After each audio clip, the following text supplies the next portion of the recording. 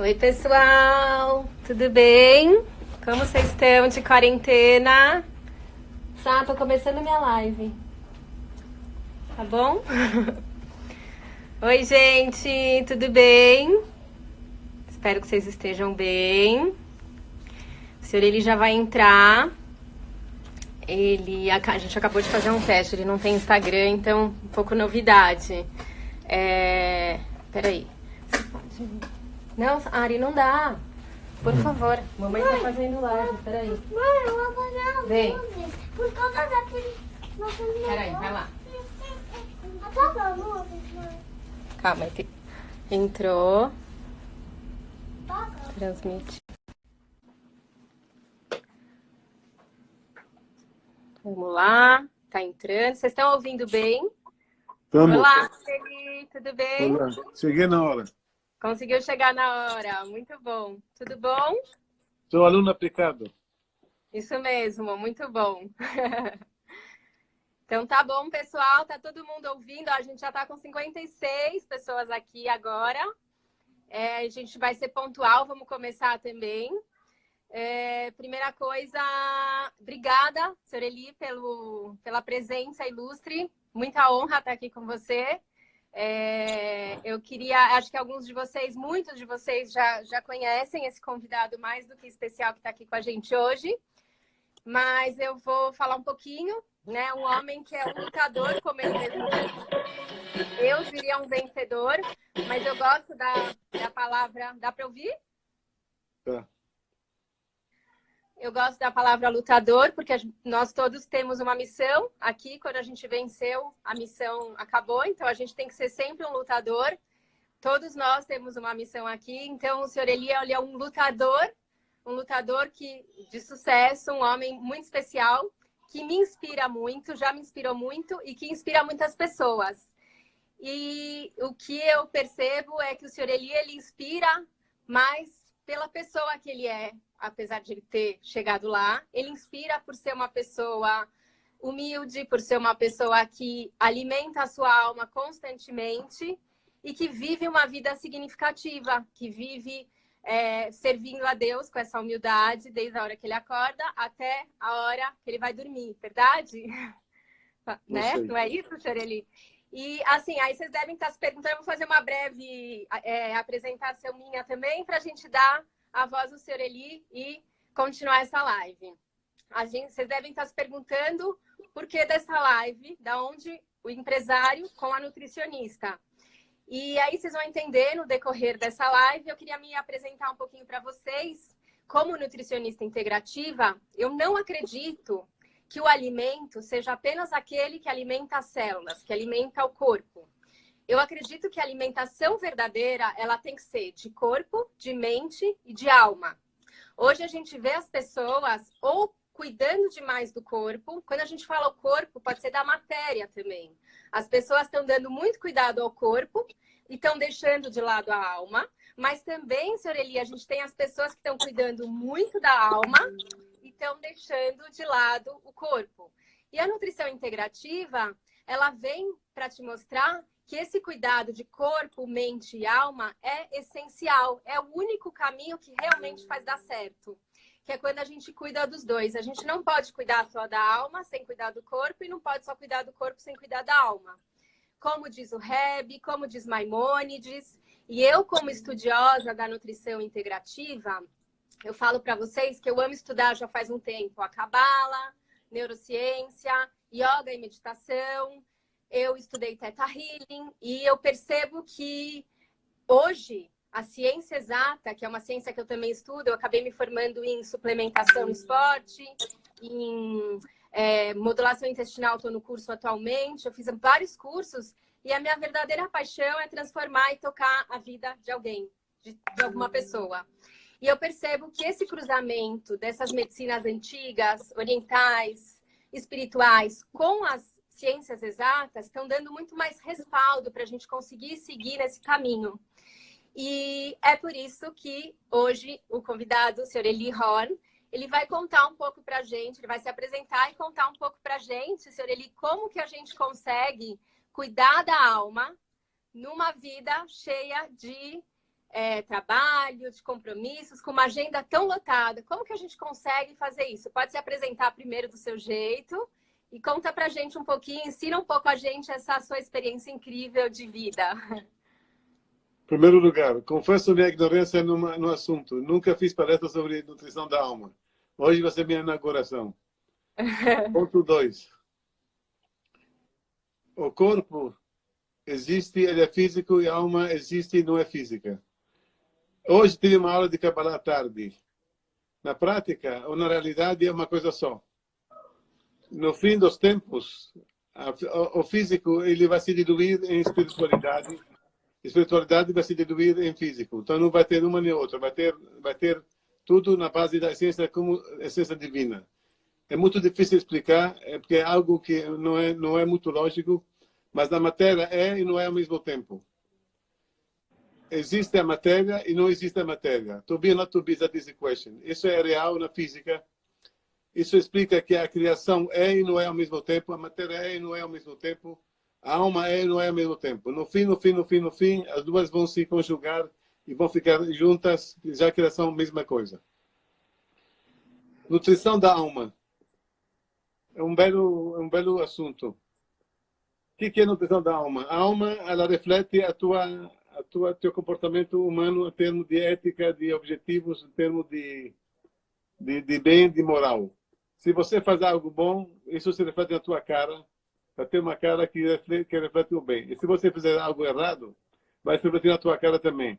No hebraico, panim e penim se escreve igual. Panim é plural de caras e penim é dentro. A alma é refletida na cara. Se alguém faz algo errado, reflete na cara automaticamente. O mafioso, se vê que ele é mafioso, não é um anjo. Dá para ver que é mafioso. E um anjo é um anjo.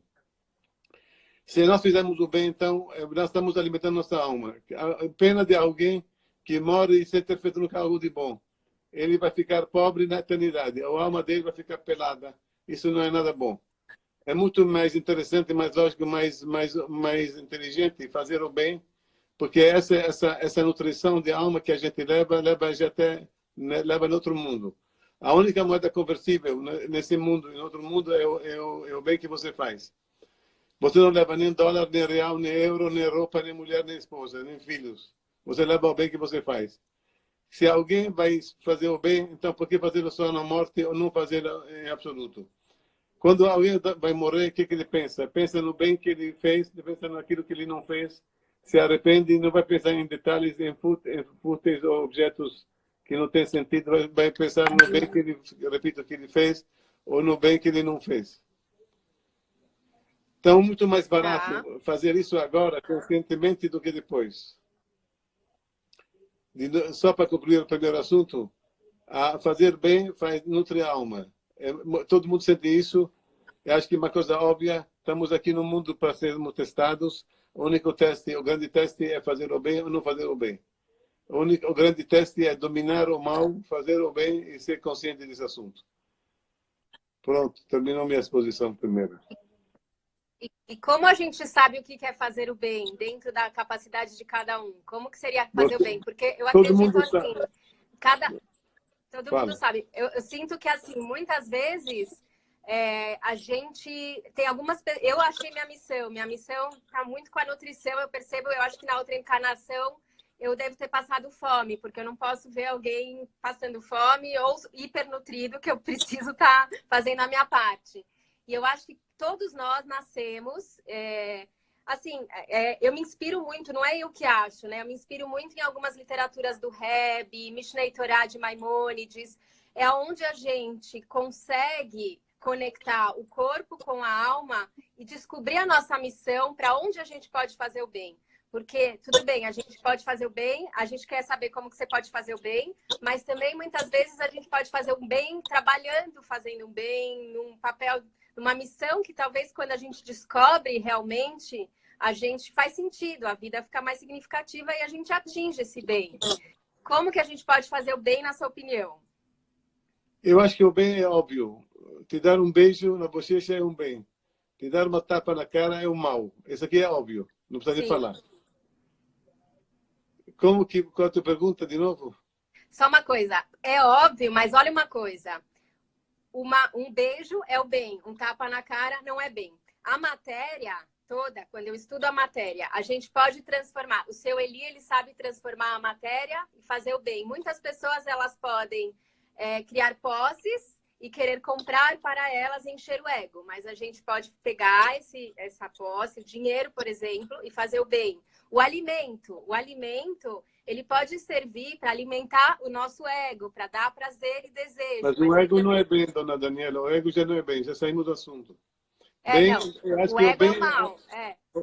Então, é o bem do mal, não é o bem do bem. É o bem do mal, é o corpo, é o físico. É o seguinte, você falou em termos de bem de missão. 3 coisas que marcaram minha vida. Uma vez, uma menina, tinha 2 anos, faz 30 anos, veio em casa uma pessoa e falou que ela vai morrer amanhã, essa menina, se não fizesse uma operação nos Estados Unidos, no dia seguinte. Ia custar X dólares a operação e ele estava desesperado, não achou dinheiro para pagar a operação. Falei o seguinte, eu pago 10% da operação para você ajudar a viajar. E o resto você vai tentar levantar amanhã os 90% restantes. Mas se eu não conseguir levantar 90%, eu ia ser obrigado a pagar os 100%. Aceitei o risco. No dia seguinte, então, eu paguei os 10%, que não era de sinal. A menina viajou. 3 meses depois, veio no escritório, ela viva. Eu voei, flutuei. Pelo menos fez algo de bom na minha vida, ver uma criança. Isso já não tem valor. O bem, você sente o bem. Flutuei, repito, flutuei totalmente. Estava voando no escritório. Maravilhoso. É uma inspiração para a gente. Mas, seu Eli, e quem não tem as condições financeiras, como que a gente pode fazer vou o bem? te falar. Eu estava num evento onde havia jovens, meninos e meninas de Toledo, podia ser também Araraquara, dançando, cantando de maneira positiva, objetiva e pura. Senti a divindade, Shekhinah de hebraico. E a terceira vez eu vi uma menina cega fazendo balé. Olhando os olhos dela, cegos, que não enxergavam nada, eu vi o infinito. Senti uma alegria enorme. Então não precisa de dinheiro para sentir a alegria, para sentir a Shekhinah, para sentir o infinito. O bem nesses 3 casos, é claro que existiu o bem. Um custou um pouco de dinheiro, os outros não custaram nada. Então, não é o dinheiro que faz o bem. Faz a intenção e o gesto. Muito bem, parabéns. Gostei muito da resposta. Senhor Eli, me fala uma coisa. Mediante a atual circunstância da pandemia do Covid-19, qual que é a sua opinião? O senhor acha que esse vírus veio com alguma mensagem por trás? Você sente alguma questão em relação a Hashem, a Deus? O que você sente na mensagem do Covid-19? Tem alguma mensagem ou não tem alguma mensagem? O que você acha? Eu acho que tem. Eu acho que tem opinião, muitas qual é a mensagens. mensagem? Para mim, a o bem mensagem... o bem vai aparecer sozinho. Você vai ver que aparecer sozinho o bem. Ele é óbvio. Bem aparece. A mensagem do Covid, para mim, na minha opinião, como você me perguntou também, eu penso no Covid-19 como um chacoalhão que a Hashem está dando para a gente dar valor às pequenas coisas ao mesmo tempo. Porque a gente percebe na nossa casa que a gente não precisa de muita coisa e também que a gente precisa ser mais solidários. Então, a gente precisa, cada um de alguma forma, sim, ajudar as pessoas que precisam. A gente precisa entender a dar valor a menores coisas. Mas uma coisa importante do Covid-19 é que, embora a gente está tendo muita prevenção, como se fala, com máscaras, com luva, com o distanciamento social, a gente percebe que os casos, principalmente aqui no Brasil, e os que aconteceram, eles iam subindo, se elevando muito rapidamente. E o que a gente percebe também é que o fator imunidade, que é esse alimento que a gente dá para o corpo, ele tem realmente um poder excepcional. Então, eu tenho estudado muitos protocolos de medicina funcional do mundo inteiro e eu tenho percebido vários protocolos de imunidade, imunológicos, ligados a vários tipos de alimento, dessa natureza perfeita que Deus criou para a gente e que a gente tem que usufruir mais disso. A gente não pode simplesmente ir para lá e comer os alimentos só ultraprocessados. Então, qual a mensagem do bem? Qual é a mensagem do bem? A mensagem do bem é que a gente tem que comer mais saudável, fazer o bem, fazer menos lachonará, você mesmo me falou isso. Mas comer bem é uma coisa, mas não é a mensagem do vírus. Não falar mal, isso sim, mas o primeiro item não faz parte da mensagem. Mas quando a gente fala que a mensagem é comer saudável, é porque a gente está vendo que as pessoas mais acometidas são as pessoas com problemas de saúde que têm relação com a alimentação. As obesas. Obesidade, diabetes, cardíaco, todas essas doenças têm relação com a alimentação. E velho também. E aí, quando a gente tem mais idade, mais ou menos, porque a gente tem pessoas, inclusive de mais idade, que têm um cuidado com a alimentação. Você é uma delas, né, senhora Eli? Eu tenho uma boa nutricionista, por isso. Tem uma boa nutricionista, te agradeço. Eu gosto muito de cuidar de você, mas eu acho que você é uma pessoa que dá valor, é uma pessoa que segue, que dá valor com todas as dificuldades. Você, mesmo na quarentena, você consegue. Como que está a sua alimentação? Conta pra gente um pouquinho. Em primeiro lugar, vou falar da mensagem da praga. Na mensagem do Covid, vai lá, me conta. Deus mandou uma praga para a humanidade. Deus, por princípio, é bom. Não faz algo errado, nem faz algo mal. Se ele mandou algo mal, porque é para nós uma mensagem. Uma das mensagens é contra o isolamento. É não falar mal. Quando as pessoas se unem, falam mal. Então, quando se separam, pode falar menos mal. Então, uma das mensagens é não falar mal. Uma segunda mensagem é que a matéria não vale nada, o dinheiro não vale nada quando você está a perigo. Quando começou a quarentena, todo mundo achou que era o fim do mundo. Aí o dinheiro não valia mais nada, os imóveis caíram de valor, tudo caiu de valor. Então, importante a mensagem, a segunda mensagem. Cuidado com a matéria para não te engolir, porque senão, se você não ficar firme e dominando a matéria, ela vai te dominar a você. Ou você domina o dinheiro te domina. O dinheiro te escraviza. Se o dinheiro te domina, ele te escraviza. Você está morto antes de viver. Terceira mensagem. Mais união familiar, mais socialidade de vida. O fato de ficar em casa te obriga a você conviver com as pessoas que estão na tua casa. Quando tem muito trabalho, você não consegue enxergar ninguém. Você trabalha, vai correr atrás do dinheiro, da matéria. Agora é obrigado a ficar em casa a conviver. Então, você, para conviver, tem que fazer mais concessões. Tem que calar a boca quando precisa. Tem que fazer concessões e você tem que aceitar o jugo ou os conselhos de terceiros, mesmo que você seja mais velho e mais experiente em tese. Quarto item. Vamos descobrir um dia por que Deus mandou. Com certeza ele mandou por alguma razão para o bem da humanidade. Quinto ponto. Não tem mal. O mal é um bem maquilado. A gente não entende. Como a gente não entende o que é to be or not to be, just the question, matéria e não é ao mesmo tempo, também não entendemos o que é o mal, o que é o bem. Um dia vamos entender. Sim. Então, por aí eu paro as pragas. Maravilhoso. A vida, ela não é um resort. A vida é uma escola, gente. A vida é um teste obrigatório. Ninguém te pediu tua opinião. Você tem que viver na marra, que você queira ou não queira. Deus não pede opiniões. Deus faz. E a gente, como que a gente se relaciona com Deus? Como que é isso que Ele faz? Ele faz conforme as nossas atitudes? Como que é isso? Como que, na sua opinião, essa troca? Repito, quando eu falei para você que eu sentia a Shekhinah, isso aqui é uma espécie de aproximação com Deus. Deus quer que você se una a Ele. Não é nada fácil, é muito difícil. Agora, para você se unir, você tem que estar totalmente espiritualizado.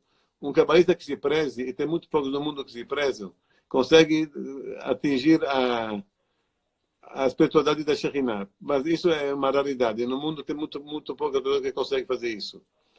No meu caso, eu me sentia muito bem quando andava no parque. Hoje não posso mais andar. Andava no parque e meditava. Essa meditação na natureza me ajudava a me sentir mais elevado. Eu falei da menina que me senti flutuando e dos dois casos do balé da cega e da dança, da alegria de ser jovens ao mesmo tempo. Sim. Boa, bravo. A meditação eu também adoro. Eu adoro meditação, eu me encontro na meditação e muito. Eu consigo entender as vozes da minha alma. É quando eu consigo entender um pouco mais alguns caminhos. Às vezes nem entender, mas entender o caminho que eu tenho que seguir. Porque muitas vezes a gente nunca vai entender algumas coisas, mas a gente começa a entender o caminho que a gente tem que seguir. Perguntou sobre comida. Comida, eu tenho uma ditadura em casa que ela manda na minha comida. Se eu me rebelo, eu apanho. Uhum. Então, eu estou tentando emagrecer, que é importante para minha condição de saúde. Essa semana fizemos uma aposta com a Suzy. Vou perder 4 quilos se eu seguir as ordens dela. Eu estou seguindo direitinho. Acho que está indo bem. E também tem uma ditadora pequena lá fora, que é a Daniela, que briga comigo sobre quando eu como errado. Sim, exatamente. E agora você conseguiu? Você conseguiu esses 3 últimos dias? Esses 2 dias consegui, não comi besteira, não comi à noite. Acordo de noite, mas não abri a geladeira. Não como pão e queijo e doces. Muito bom. Não ter seus pecados, o meu também. Mas tá feliz com o que você come? Isso que é importante a gente saber. Estou feliz com aquilo que eu faço, não com aquilo que eu como. A comida não me dá felicidade. Me dá felicidade as boas ações. Isso, boa. Seria muito triste se eu estivesse feliz por causa da comida. Seria muito triste para mim. Com certeza. Não é para ser infeliz, né, senhor Eli? Não é para ser feliz na comida. A comida é para comer, para poder sobreviver. Não é para ter um prazer, achar... É meu caso, não é todo mundo. Eu não tenho esse prazer especial, tanto que não vou no restaurante quase nunca. É subjetivo, é meu caso particular. Mas o seu caso, ele é dito aqui no Mishnei Torá por Maimônides, que a gente deve procurar o alimento como força para o nosso corpo cumprir a nossa missão. A gente deve tomar cuidado para não alimentar só o prazer e só querer ser feliz. E quando a gente vê isso também, eu como nutricionista falando, a gente começa a perceber que a gente cria prazer nessa alimentação mais saudável, fazendo as trocas, a gente muda nosso paladar e a gente cria prazer. E como estão suas atividades físicas? Você está dançando? O que você faz? Hoje não estou dançando porque não tem professora. Minha mulher não quer dançar comigo. Eu estou fazendo natação, musculação e pilates. Todo dia. Ótimo. Muito bom.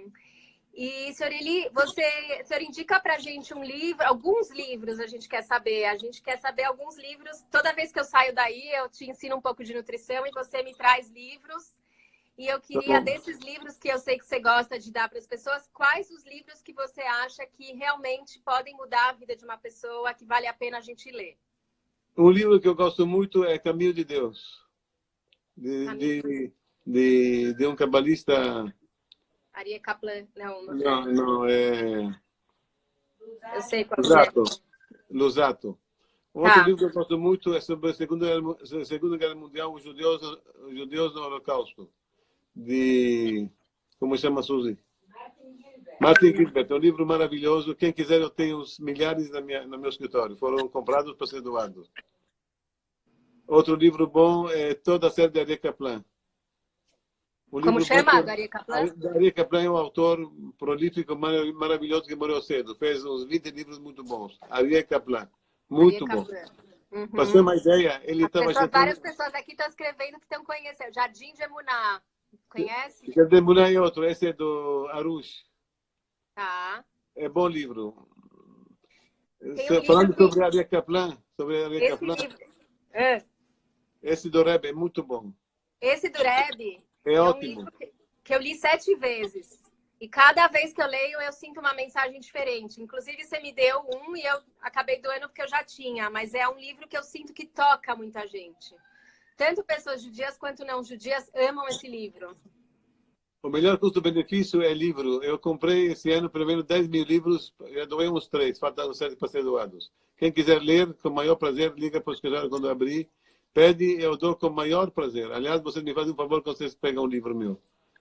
Então, se alguém quiser, pode anotar aqui o e-mail que eu entro em contato para doar um livro do Sr. Eli. Agora não, quando voltar para o escritório. Tem que esperar um pouco. Quando voltar para o escritório, combinado. E me fala uma coisa. Mais uma pergunta, mais uma coisa. Fala.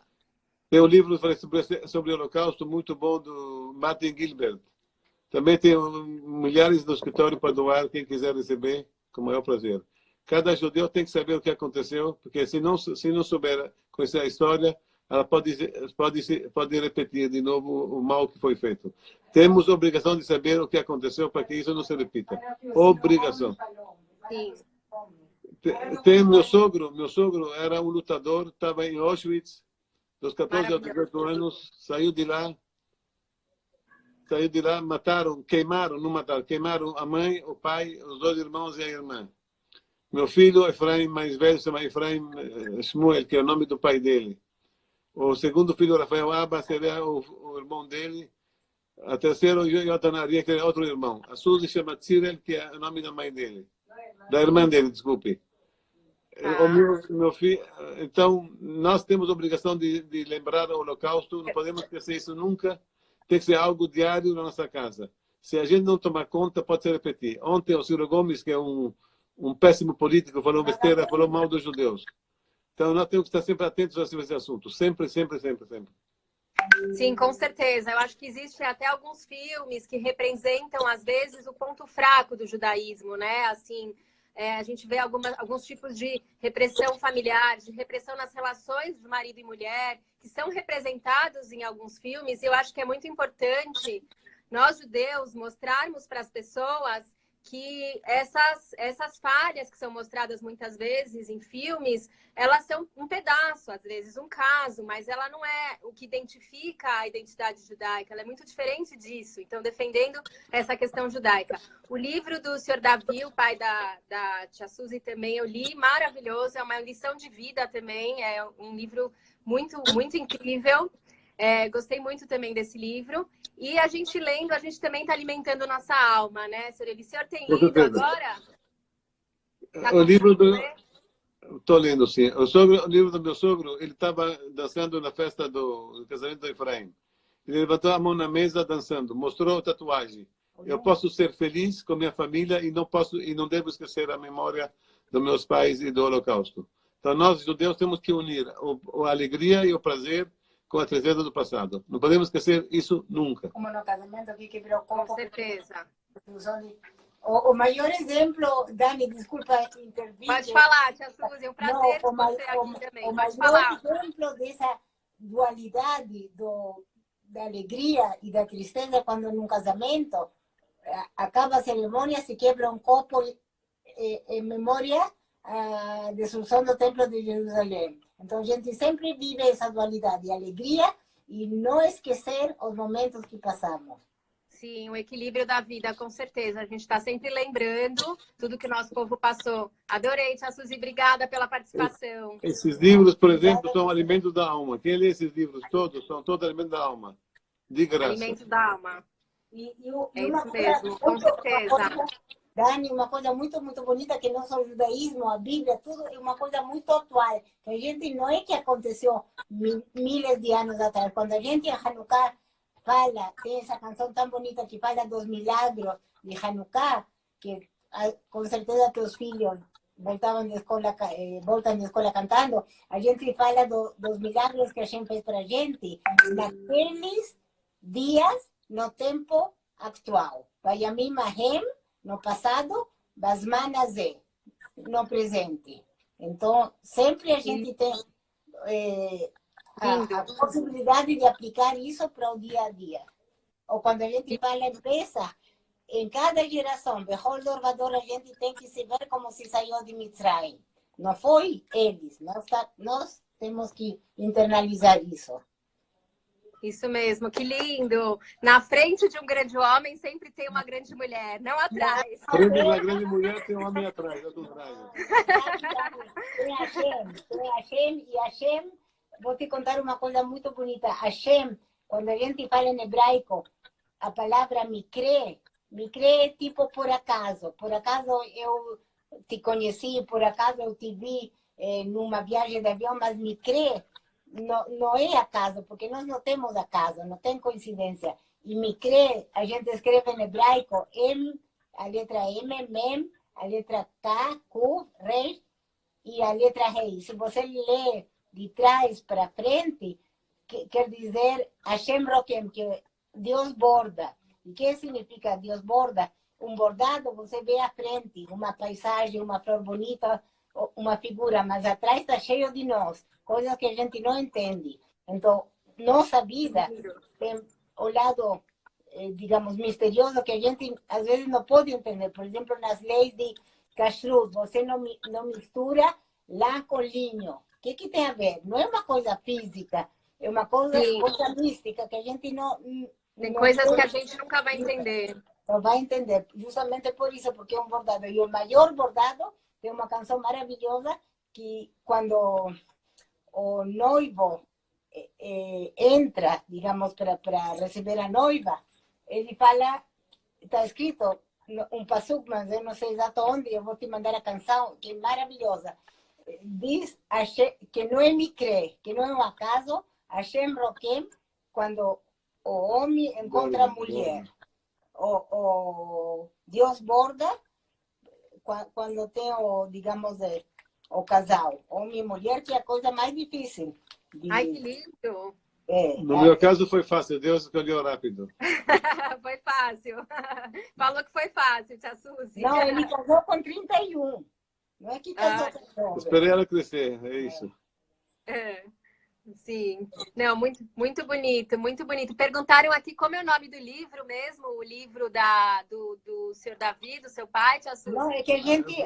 Cinzas de Esperança. Eu tenho Cinzas de em casa Esperança. também. Temos em casa também, já não está na livraria. Temos tudo em casa. Cinza e esperança.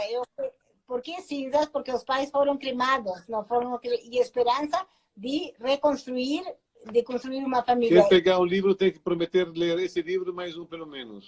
É maravilhoso esse livro. E isso é importante para a gente dar valor também, porque hoje muitas pessoas estão em casa, estão bem e estão reclamando. Então, para a gente tentar pensar nessas pessoas... Se alguém me mandar e-mail, vou tentar entregar o livro em 2 semanas, mesmo que os olhos abertos. Dani, você fala uma coisa muito bonita e muito certa, porque no meio assim, dessa quarentena, então, lógico, a gente não pode ver os netos, não pode ver os filhos. Aí o Jonathan, que é o caçula, que está com a gente, falou: mãe, você está se queixando de quê? Você está na tua casa, ninguém te perseguindo, lembra teu pai correndo sem comida aqui. De que você está falando? É o que você acabou de dizer, que a gente não sabe dar valor.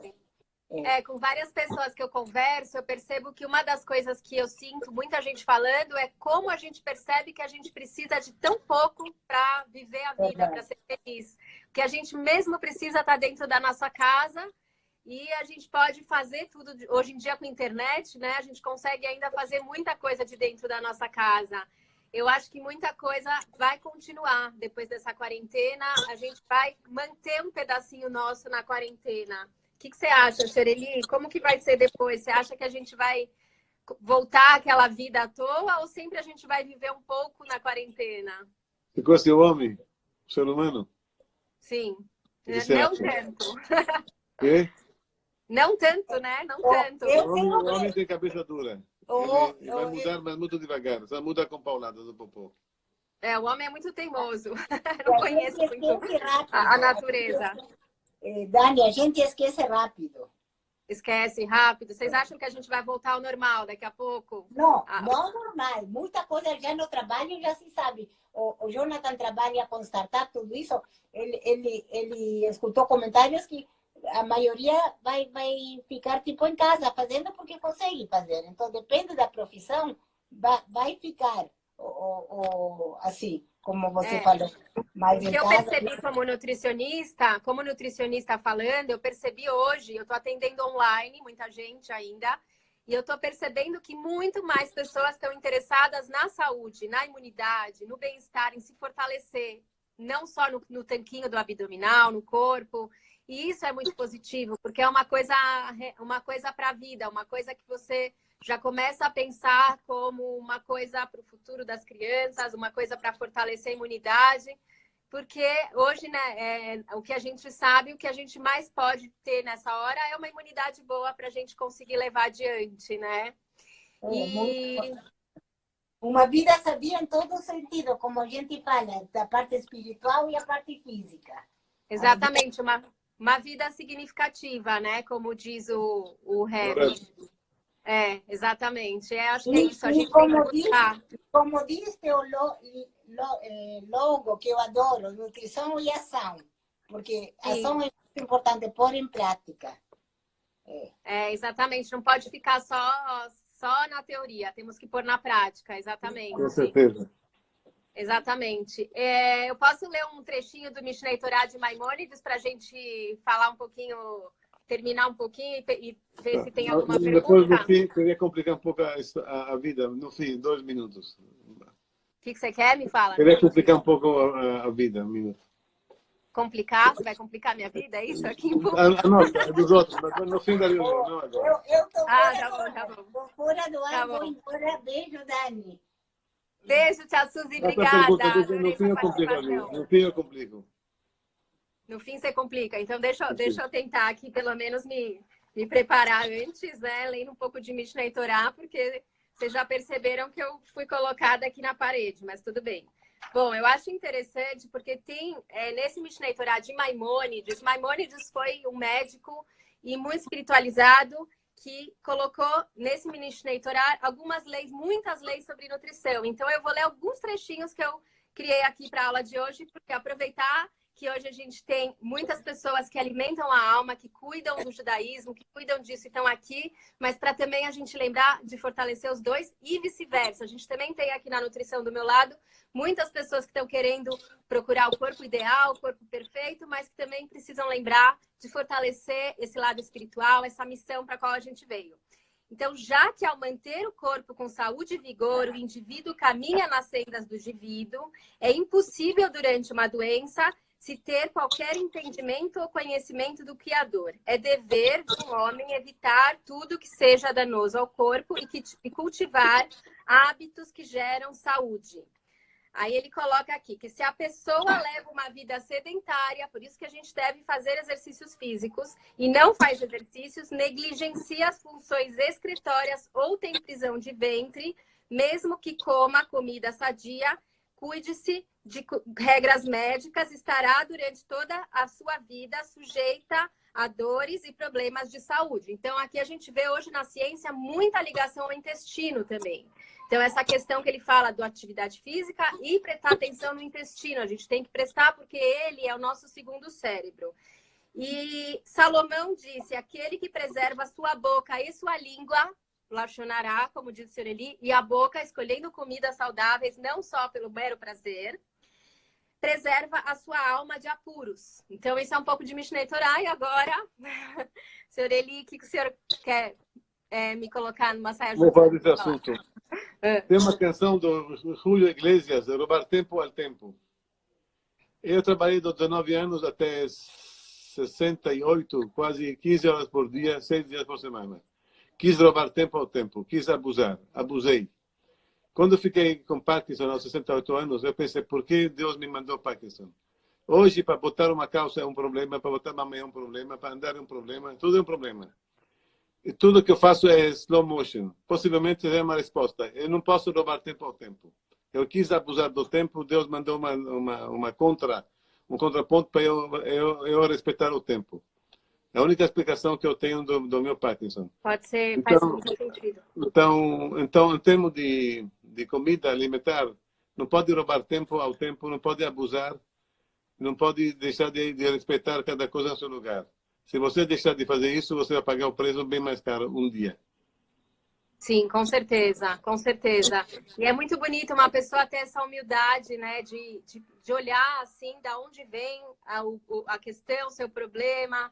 E, assim, na verdade, algumas coisas a gente nunca vai entender. Tem muitas coisas, mesmo de saúde, que a gente está se cuidando, mas que a gente tem alguns pequenos fatores que a gente não consegue entender por que acontece. Mas quando a gente consegue entender, é quando pessoas que meditam, pessoas que rezam, pessoas que têm essa espiritualidade... Tem uma coisa que eu fiz. Eu desobedeci a Deus. Quando Deus me manda o Parkinson, ele me diz slow motion. Eu falei, sou obrigado a ir mais devagar, mas vou fazer mais tzedakah do que antes. Hoje gasto entre dinheiro e tempo quase 90% para isso. Então peço desculpas a Deus pela desobediência, mas eu sei que ele vai gostar disso. Sim, hoje gasto uma boa parte do meu tempo, boa parte nisso e dinheiro também. Então me sinto pelo menos totalmente preenchido a nível de significado, de conteúdo de vida. Se eu fiz o bem, pelo menos fiz o bem, tentei fazer o bem na minha vida. Que lindo. No túmulo, eu queria que alguém escrevesse o seguinte: esse homem tentou fazer o bem. Por que não fez? Porque ninguém consegue sempre tudo. Pelo menos tentar já alguma coisa. A perfeição, ela é divina, mas a gente tem que buscar sempre a evolução. Eu vejo o Sr. Eli como... Evolução é perfeição. A evolução é perfeição. A perfeição é divina. A gente nunca vai ser perfeito igual a Deus, mas a gente tem que buscar, não é, Sr. Eli? Evoluir a cada dia. É isso? Estamos aqui para evoluir. Então, a evolução é a perfeição. Deus te coloca aqui para ser testado. No teste, você evolui. Essa evolução é o ápice da criação. Então Sim, é perfeição. Já que Deus não criou dessa maneira. É a perfeição condicional aos humanos, né? Para Deus só criou esse sistema, não criou outro. Senão que esse sistema é o melhor possível dentro de 1000 outros possíveis. Sim. Que não existe. Bonito, muito bonito. Cola com a voz, né? Como diz. Um beijo na bochecha, Dani. Hã? Um beijo na bochecha. Um beijo também. Pessoal, alguma pergunta? Alguém quer Eu fazer tenho alguma pergunta? a última pergunta vai ser minha.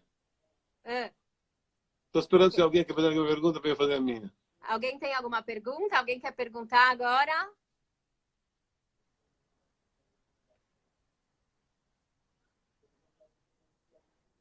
Pode perguntar, Suri. Se eu ver alguém perguntando, eu te aviso. Escreveram aqui a melhor live dessa quarentena.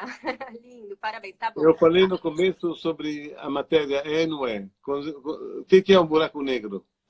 É um buraco que absorve a matéria. A matéria vai lá e some totalmente. Não sobra nada.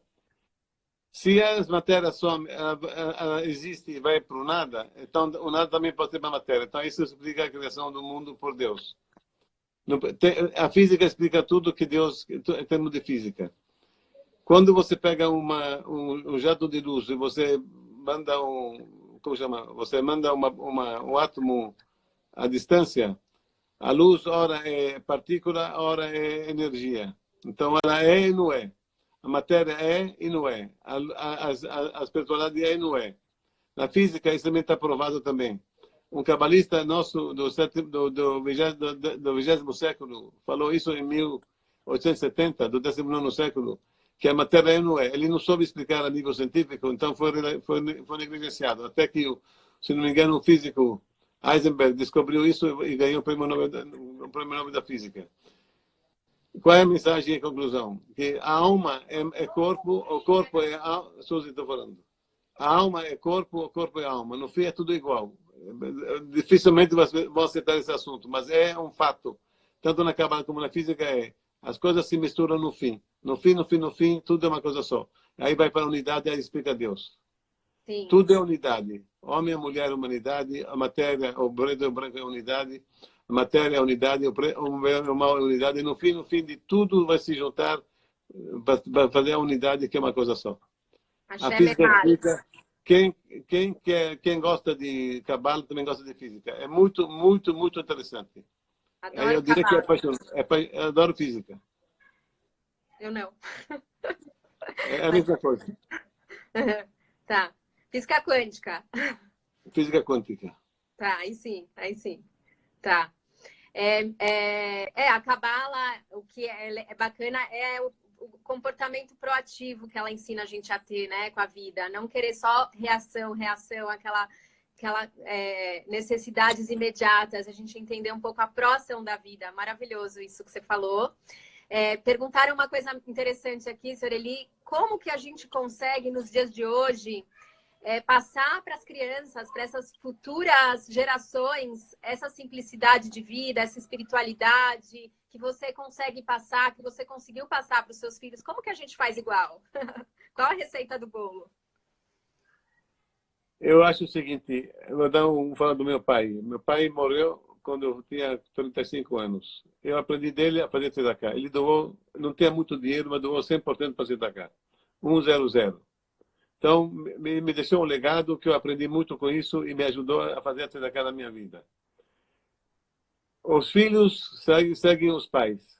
Seguem os exemplos dos pais. Os pais não podem ser incoerentes. Se você quer que o seu filho siga o bem, então você tem que trazer professores de filosofia judaica, de hebraico, professores de moral, de ética. E você não pode dar um mau exemplo.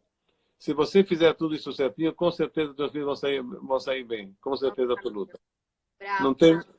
Agora, pode ser que haja exceção, mas em geral essa fórmula não erra. Uhum. Deu um bom exemplo. Aliás, todo mundo sabe que o pai nunca dá um conselho errado para o filho, por princípio. Isso veio desde o Sinai. Então, quer ter filhos bons, dá um bom exemplo para você e eles vão seguir teu exemplo. Sim, bárbaro. Bárbaro. Para os meus filhos, eu procuro também todos os dias mostrar um pouco valores de pessoas como a sua. pessoas que vivem uma vida simples e que passam esses ensinamentos. Você é uma grande inspiração, Sr. Eli. Eu vou responder uma pergunta agora aqui. Mais elogio, pior fica orgulho. Então, por favor, parar por aí. Eu sei que você não gosta, mas não tem como. É muito difícil não te elogiar. Só vou responder uma pergunta aqui que perguntaram para mim como que se emagrece com a alimentação do Maimônides. Como que a gente consegue, quando a gente fala da integração, como eu falei para vocês no começo, quando a gente leva a dieta com menos cortisol, com menos pressão e leva isso para uma maneira mais natural, fazendo alimentação de acordo com a natureza, a gente descascando mais, desembalando menos, alimentos menos aditivos químicos, a gente tem o intestino funcionando melhor, o metabolismo funcionando melhor e a gente acaba tendo resultados incríveis. Então eu percebo no emagrecimento que quando a gente tira esse cortisol da dieta, que é esse peso e essa sede do corpo, esse tanquinho, a gente tem mais resultado. Bom, acho que tá bom Fez a pergunta da pessoa errada, eu não sou um exemplo nesse sentido. Mas você tá muito bem para uma quarentena. Quem tá perdendo peso na quarentena já tá ganhando ponto, né, tia Suzy? A tia Suzy é minha parceira aí. Desculpa, Fofa, de interromper só uma coisa, porque o Hélio, até um ano antes dele ter o Parkinson, ele era a pessoa mais disciplinada em termos de comida. Eu levava broncas quando eu comprava um chocolate, ele falava isso, e até falava isso é pecado. Eu falava não, porque um pouco de chocolate amargo você pode. Ele, por causa dos remédios, que são compulsivos, ele se descontrolou e subiu, mas ele era disciplinado. A gente caminhava 1h30 de manhã todo dia e nas comidas era terrível. Uma vez, no começo do casamento, eu tinha engordado assim, uns 2, 3 quilos, porque como eu morava longe de meus pais e mudei tudo, vim da Argentina para cá, do Chile e tudo, aí eu fiquei um pouco ansiosa e comia besteiras, comia sorvete, e eu engordei uns 3, 4 quilos. Aí ele me falou, mas come salada. Eu falei, eu não sou vaca para comer salada. Não, só para te dar um exemplo. Então, ele sempre foi disciplinado em tudo. No trabalho, no esporte. Isso agora é uma etapa por causa dos remédios. Olha, é uma lição, gente. É uma lição. A disciplina. A gente aprendeu mais uma hoje com a tia Suzy. A disciplina do senhor Eli. Eu acho que disciplina... Eu não sou tanto, mas eu percebo que disciplina fazem pessoas chegarem lá, realmente. Ela sem disciplina não tem regra, não existe nada. Exatamente. Sem disciplina, a diferença entre homem e animal, a disciplina é consciência. Exatamente.